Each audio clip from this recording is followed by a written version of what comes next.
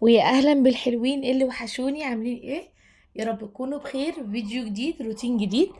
ان شاء الله يعجبكم. وحشتوني جدا جدا من اخر فيديو نزلناه مع بعض.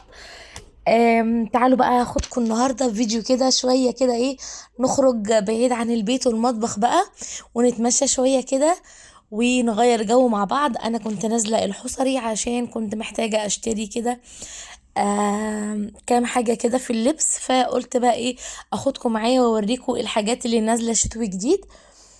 ده كده محل اسمه حجازي، فيه حاجات كويسة مش وحشة. تعالوا بس انا اخدكم كده جولة حلوة قوي.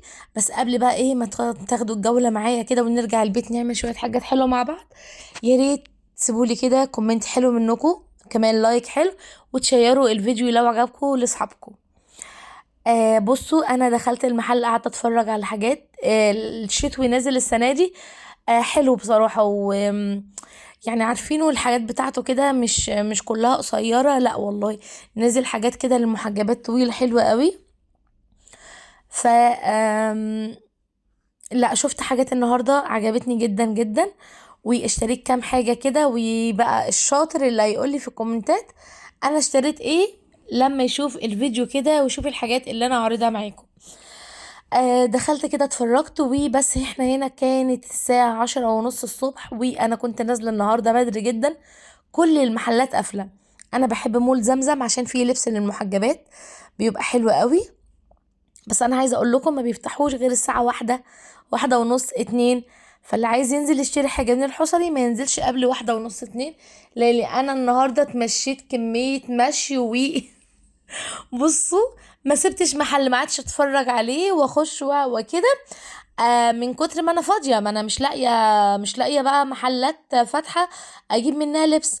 بصوا الخاتم ده لسه شارياه من محل اسمه يا بلاش، هجيب لكم شكله دلوقتي.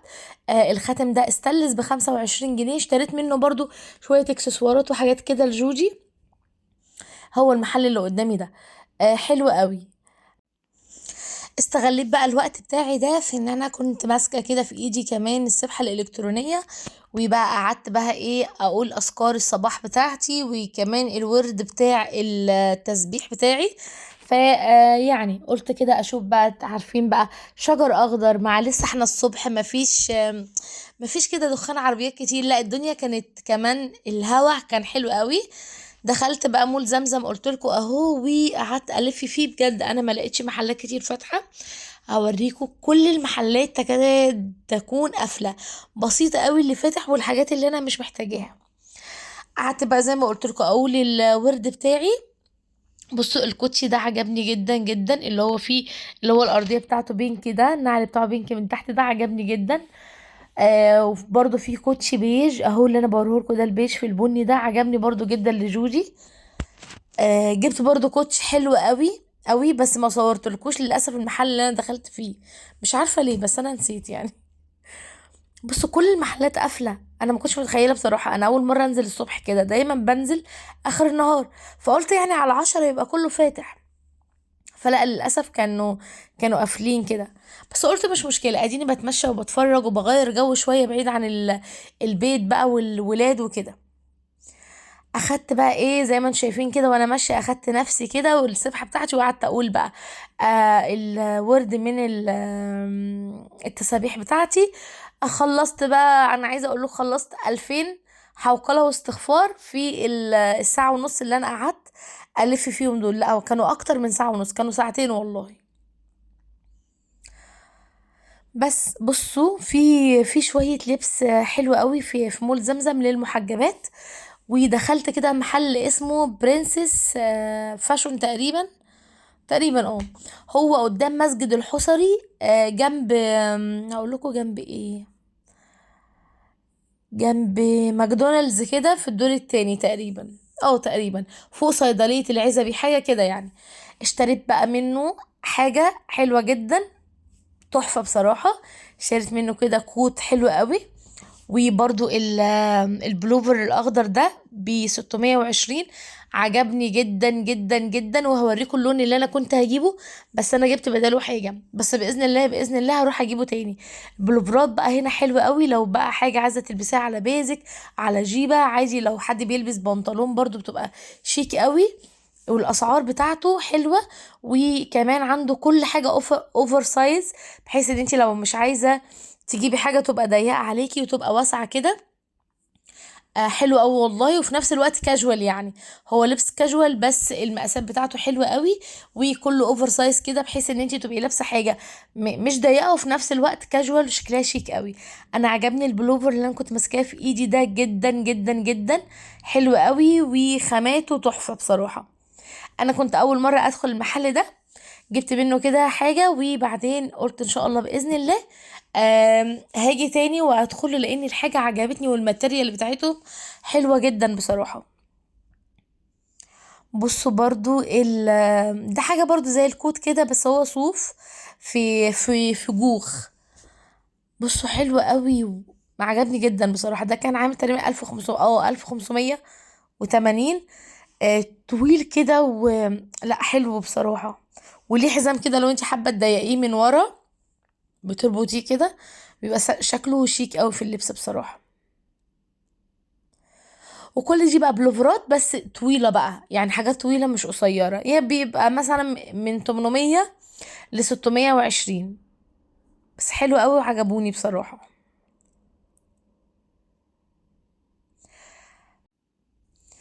بس اخدت كده جولة، واخدتكم برضو معايا جولة اوريكم كده اللبس الشتوي اللي نازل وجماله. بصراحة انا عجبني السنة دي كده في شوية موديلات عجباني جدا جدا، وعايزة اجيب جاكيت جينز كده، فبصراحة شفت ده عجبني برضو، قلت ممكن اجي في اي يوم تاني يعني اخد حاجة زيه كده تحت بيزك مثلا، كده بيبقى حلو قوي. بصوا شكله شيك كده، يعني حابة ان انا اجدد، فعجبني الجينز ده جدا جدا بصراحة. الخامة بتاعته كانت حلوة، وتقفيله كان حلو جدا، عامة اي حاجة في المحل ده التقفيل بتاعها بصراحة تحفة. بس وانا بقى راجعة جبت شوية منظفات كده كنت محتاجاها، وهديكوا فيها فكرة جديدة. انا الشهر اللي فات عملت معاكم وجبت منتجات هاي لوكس كلها وعملتها معاكم. المرة دي قلت لأ، انا عايزة اجدد وعايزة اغير، وكمان ان انا اديكوا فكرة تاني وتبقى موفرة. انا جبت حاجات من محل منظفات عادي جدا، جبت البخور ده الاربعة ب20 جنيه، الواحد ب5 جنيه، وجبت الليفة دي تقريبا ب7 جنيه، وجبت ازازة فلاش. انا مش بستخدم الفلاش خالص خالص خالص خالص، بس ان انا بعمل تنظيفة شتا دلوقتي، وحابة ان انا بعد ما اخلص كده اخد كده نقطتين من الفلاش ده على شوية برسيل جل واحطهم عشان الفواصل تبدأ تلمع، لكن لو حطيتي فلاش كتير الفواصل كلها تروح. تقريبا كانت الازازة دي ب15 في الحدود دي. الشامبو ده كان اخر 3 جنيه ادالي بيهم الشامبو ده. بصوا بقى جبت ايه، جبت 2 كيلو بريل، 2 كيلو الخلطة البيضة بتاعة الغسيل، 2 كيلو برسيل جل، و2 كيلو كلوركس الوان. انا جبت هاي لوكس الشهر اللي فات ب50 جنيه، عمل لي 4 لتر، فقلت الشهر ده هغير شوية وهجيب مثلا، بدل ما اجيب 4 كيلو برسيل جل وابقى حاسة ان هما مش هيدوني نفس النظافة، فقلت انا هجيب 2 برسيل جل و2 كلوركس الوان، واحطهم على بعض واعمل ميكس كده ما بينهم. لما تاخدي الكوبايه كده كانك حطيتي نص كوبايه برسيل على نص كوبايه كلوركس الوان، بينضفوا الغسيل بطريقه تحفه. جبت البريل ده، بس طبعا يعني تستنضفي كده محل منظفات يبقى شكله نضيف، مش تروحي عند اي واحد كده تجيبي منه. انا جبت الصابون والبرسيل والكلوركس، اي كيلو فيهم ب10 جنيه، وتقريبا الخلطة البيضة دي يا كيلو ب5 يا ب7 جنيه، انا مش عارفة. ثم كل الحاجات اللي قدامكم دي عملت 100 جنيه. اه 100 لا 110 بالظبط، 110 جنيه بالبخور، بال20 جنيه بخور. بس فضيت زي ما انتوا شايفين كده البريل، وكمان الخلطة البيضة. الخلطة البيضة دي بحطها للملابس الفاتحة، وكمان لو محتاجة اغسل بقى اي حاجة كده على ايدي بسرعة بغسلها بيها. وهنا اهو نزلت كده كيلو من برسيل الجل، وابدأ احط عليه كيلو من كلوركس الالوان، ولحد ما اخلص ال4 كيلو واديهم ميكس كده مع بعض. عايزه اقول لكم والله العظيم بينضفوا اكتر ما تعملي بيرسيل جل لوحده. وانا بحب كل شهر اغير كده في مشترياتي واجدد فيها، بحيث ان انا تبقى الحاجه كده يعني ايه، ما بحبش كل شهر ابقى ماشيه على نفس الريتم يعني. وكمان عشان اديكوا افكار اكتر، اللي مش حابب منتجات هايلوكس او مش جنبه يقدر يجيب المنتجات دي من اي محل منظفات ويعملها كده. بصوا بديله كده ايه تقلبتين مع بعضه، وعايزه اقول لكم والله العظيم نينجا في التنظيف. وبس انا طبعا جبت الحاجات دي، وكنت جايبه اول الشهر كنت وريته لكم كيس اوكسي 2 كيلو. برضو الاوكسي تحفه تحفه، مش بحتاج احط معاه اي معطر للاقمشه. هو بصراحه ربنا ريحته حلوه قوي. بس ودي كانت مشترياتي كده الاسبوعيه طبعا الحاجات دي هتكفيني اكتر من اسبوع، ممكن تقعد معايا مش اقل من 3 اسابيع. ما شاء الله كميه حلوه ومحترمه يعني، والحاجه تقيله. كنت مطلعه قبل ما انزل الصبح كيس استريبس كده من اللي احنا كنا متبلينه مع بعض. وكمان قلت بقى ايه كان فك وبقى زي الفل. قلت بقى هعمل الخلطة بتاعته. بص انا عملت 1.5 كوباية من الدقيق، عليهم معلقتين من النشا، عليهم معلقة من البيكنج باودر، تمام، معلقة صغيرة. يبقى 1.5 كوباية دقيق، عليها معلقتين من النشا، عليها معلقة صغيرة بيكنج باودر، ورشة كده من الملح. وكمان دي توابل البطاطس، عايزة اقول لكم بتدي طعم حلو جدا جدا لأي كفر عايزة تعمليه ستريبس بانيه فراخ مقرمشة بتبقى حلوة قوي. طبعا احنا متبلين الستريبس مع بعض ومخليينه بقى زي الفل وحاطينه في الفريزر، فقعد وكان قمر. وكمان قلت هعمل جنبيه رز بسمتي. بحب انا بقى ايه اكرمل كده معلقتين كده من السكر للرز البسمتي، بتخليه اولا طعمه حلو، مش بيبقى مسكر خالص، تاني حاجة لونه بيبقى قمر بصراحة. بس بكرملهم هنا كويس جدا كده، وبعد ما بيكرملوا ببتدي ان انا انزل بقى بالبهارات اللي انا بحبها والرز.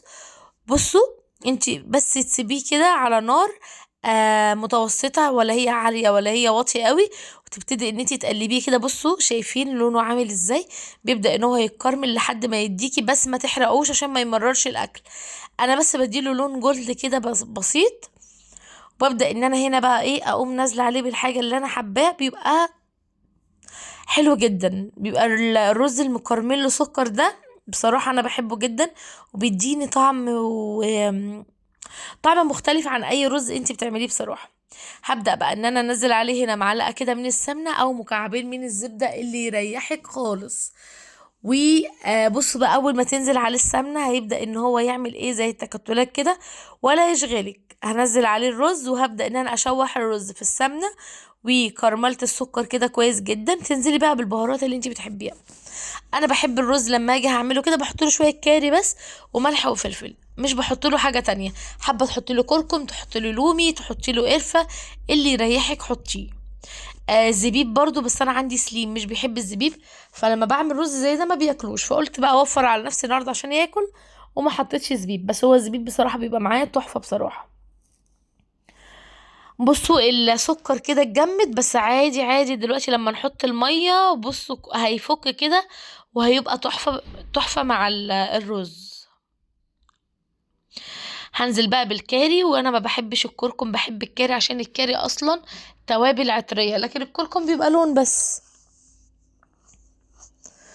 بس تنزلي بقى بكمية المية اللي انت عايزاها. انا كده حطيت كاري وملح وفلفل، ما حطيتش حاجة تاني معاهم. لو حابة تحطي هنا مكعب من الماجي كده يبقى تمام.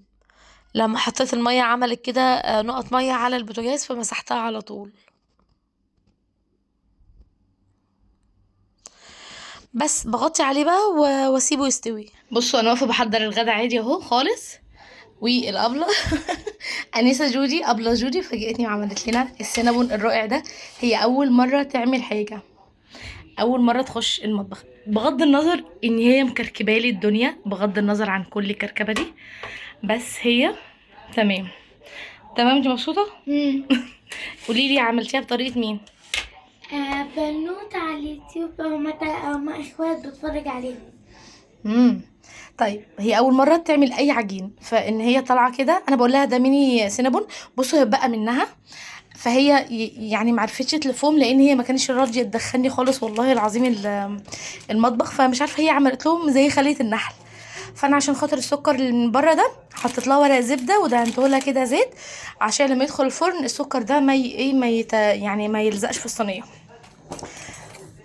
بس هي عملت دول، عايزه بقى كلكم تشجعوها كده في الكومنتات وتقولوا لها تسلم ايدك لان هي متضايقه جدا. انا نمت قمت يعني عشان اعمل الغدا عادي، والله لقيتها والله العظيم عامله كل ده لوحدها والله، ولا شاركتها في اي حاجه خالص. فشكرا يا جودي. بس بصراحة هي عاملاها حلوة أوي. سليم قال لكم بصراحه هي عاملاها حلوه قوي. هنشوف وندوق. طبعا بغض النظر ان الدنيا كلها متكركبه، بس انا مش متضايقه خلاص، هي كل حاجه هظبطها وهتعملها تمام. مبسوطه. ماشي تمام. انا عايزه اقول لكم بقى ان انا لما جيت من بره قبل بقى ما اطلع معاكم كده الستريبس، انا اخدت لي بعد ما خلصت معاكم المنظفات اخدت لي حوالي كده مثلا ساعه ونص. قلت هنام شويه، كانوا الولاد جم من المدرسه، قلت هنام شويه لان اليوم ده ما كانش عندهم دروس. فقلت طب كويس هدخل الحق لي انام ساعه ونص كده ولا حاجه علشان اقوم يعني اعمل الغدا. والله العظيم نمت وقمت لقيت جودي عامله السينابون الفظيع القمر اللي انا وريته لكم ده. اول تجربه ليها اصلا تعجن، فكره ان هي اصلا عجنت العجينه كانت ريحتها حلوه قوي. وعايزه اقول لكم والله العظيم طعمه انا مش مصدقه ان هي عاملاه. يعني لو ما كنتش شايفه بعيني ان ما حدش معايا وان هي اللي عاملاه وكده كنت اقول لا انا ده حد عامله لها، لكن بجد والله العظيم هي اللي عاملاه كله كله كله. شجعوها بقى في الكومنتات زي ما قلت لكم كده، وقولوا لها شاطره يا جودي عشان تدخل المطبخ وتعمل حاجات اكتر. هنا كنت جبت الستريبس كده وحطيته بقى في الدقيق زي ما انتم شايفين. هبدأ ان انا بحطه في الدقيق مرة وبعدين احطه في المية بتاعة التوابل بتاعته كده، وهبدأ ان انا احطه تاني في الدقيق. يعني بعمله مرتين كفر. هسمعكم قرمشته بقى وصوته عامل ازاي في اخر الفيديو. تحفة تحفة تحفة.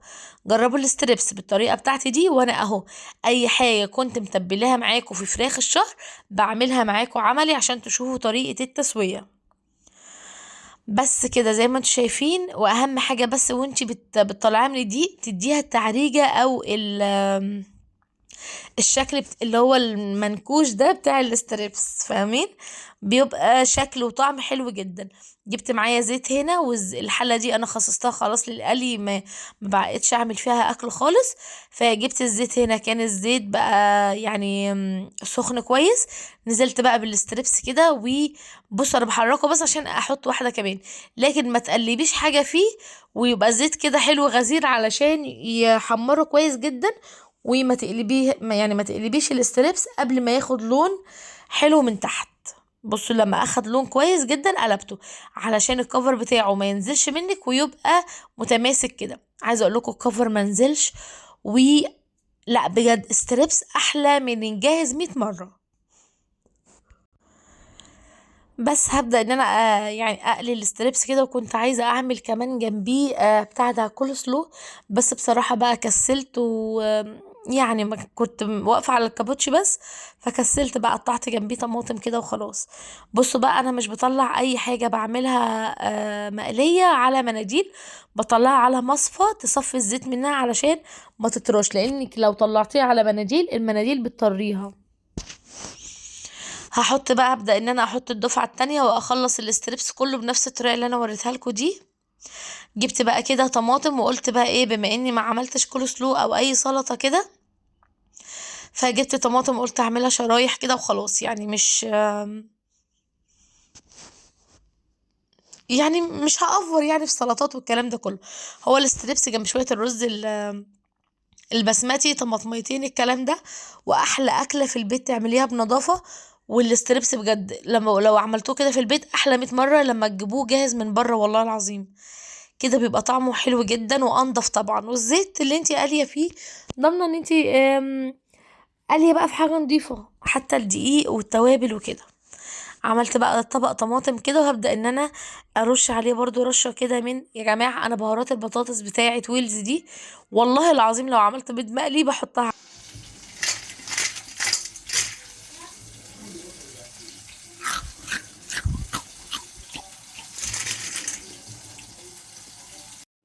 سمعتولي صوت وجمال القرمشة. انا اديت حتة القرمشة دي لسليم، قعد يقرمش لكم كده جنب الموبايل علشان يوروكوا الصوت بتاعها او يسمعه لكم. مقرمش جدا جدا، ولا طري ولا حاجة من جوه مش مستوية. الاستريبس طالع ولا غلطة، حرفيا ولا غلطة. تحفة تحفة تحفة. ألف هنا على قلب كل اللي أكل. الرز مفلفل ما شاء الله. أكلة كده سهلة وخفيفة. وتعالوا بصوا السينابون بقى، كانت هي برضو عامله له صوص الجبنة ده وصوص الشوكولاتة. والله يا جماعة أنا مبهورة بيها، ربنا يا رب يحرسها ويحميها. بصوا شكله قمر ازاي. هو ميني سينابون كده بس تحفة تحفة تحفة. اتمنى يكون الفيديو عجبكم. عشان خاطر جودي بقى عايزة لايك حلو منكم، كومنت حلو يشجعها. اشوفكم في فيديو جديد. باي باي يا حبايبي.